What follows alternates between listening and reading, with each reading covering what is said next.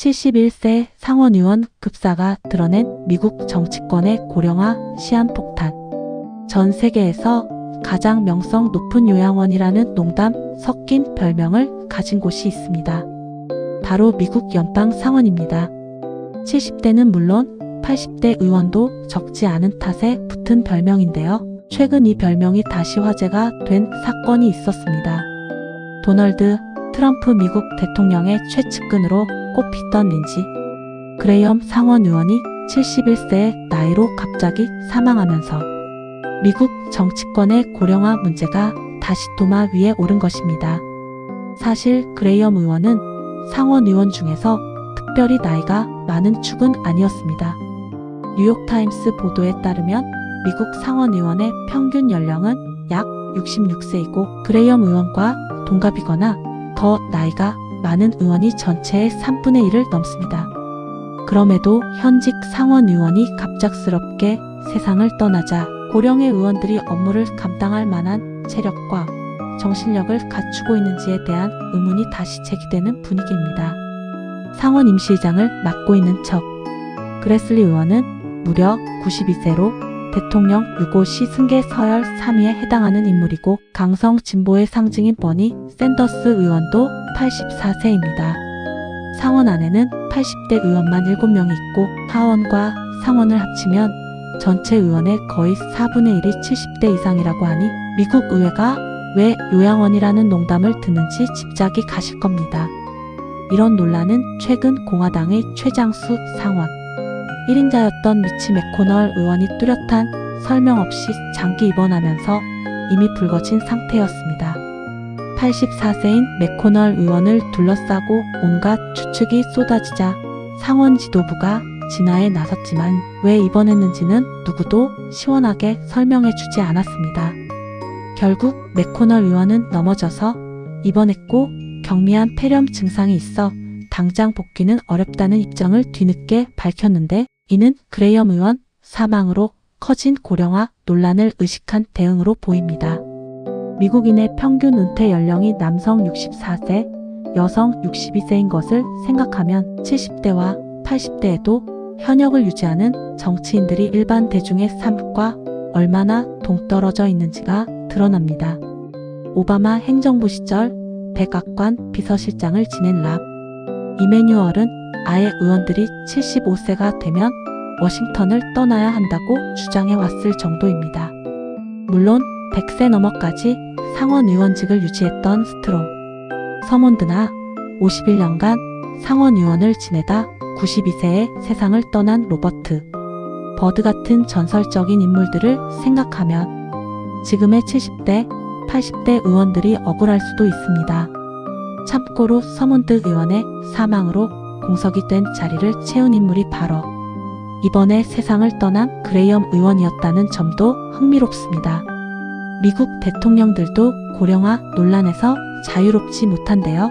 퇴임 당시 82세였던 조 바이든 전 대통령은 임기 내내 인지력 논란에 시달리다 결국 재선을 포기했고 그런 바이든을 맹공격해온 트럼프 대통령 본인도 취임 당시 기준 역대 최고령 대통령이라는 점은 아이러니합니다. 그렇다면 이런 고령화 논란은 미국만의 이야기일까요? 실제로 미국에서는 제도적으로 나이를 관리하자는 움직임까지 나오고 있습니다.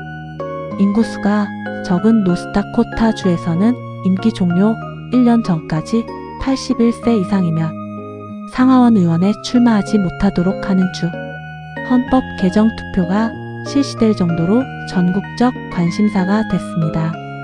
여론조사 기관 유고부 조사에 따르면 미국 성인의 73%가 대통령직에 연령 제한이 필요하다고 답했고 상하원 의원에 대해서도 69%가 연령 제한에 찬성했다고 하니 미국 사회에서 정치인의 나이 문제는 이제 단순한 가십이 아니라 진지한 제도 논쟁으로 번지고 있는 셈입니다.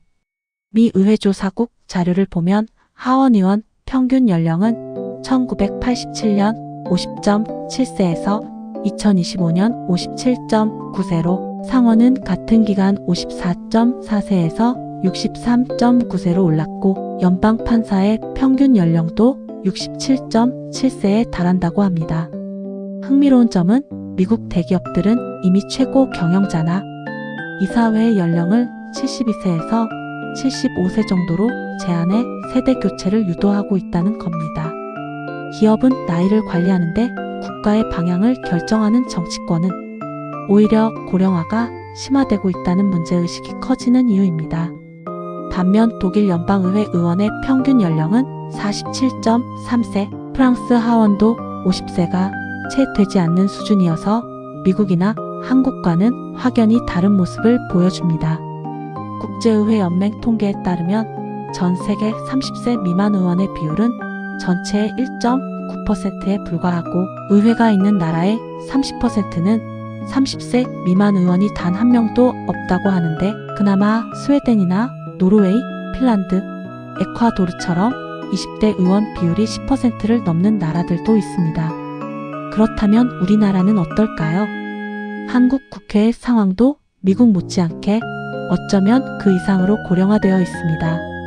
제22대 국회의원의 평균 연령은 56.3세로 역대 최고령 국회라는 평가를 받고 있고 최연소인 32세 의원과 최고령인 81세 의원 사이의 나이 차이가 무려 49세에 달합니다.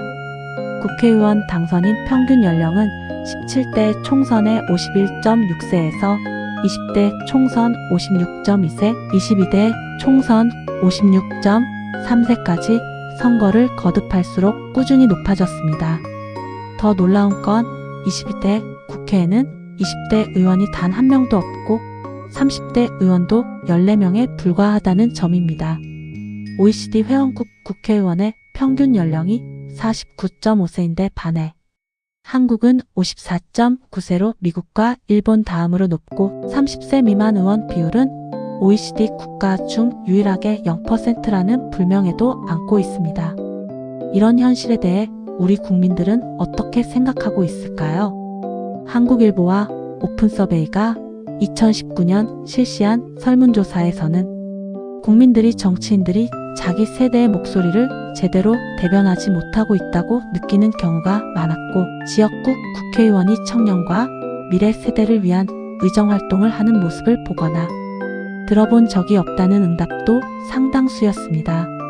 우리나라 국회의원 출마 연령은 2022년 개정으로 18세 이상이면 가능해졌고 대통령은 헌법상 40세 이상으로 규정돼 있는데 일부 헌법학자와 정치권 일각에서는 이 연령 제한이 청년의 민주적 참여를 제한한다며 폐지해야 한다는 목소리도 있었습니다.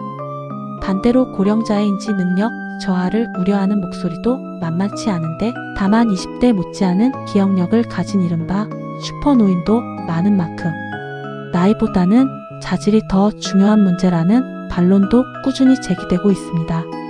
결국 선출직 공직자에게는 법적인 정년이 없다 보니 불출마나 낙선, 공천기준 같은 정치적, 유권자적 선택이 사실상의 정년 시스템 역할을 하고 있는 셈입니다. 미국에서는 상원이라는 이름의 요양원이 큰 정치인의 갑작스러운 죽음으로 다시 도마 위에 올랐고 한국에서도 최고령 국회라는 꼬리표가 좀처럼 떨어지지 않고 있습니다. 나이는 숫자에 불과하다는 말과 이제는 세대 교체가 필요하다는 말 사이에서 여러분은 정치인의 적정 나이에 대해 어떻게 생각하시나요? 댓글로 여러분의 생각을 남겨주시면 다음 영상에서 더 깊이 있게 다뤄보겠습니다.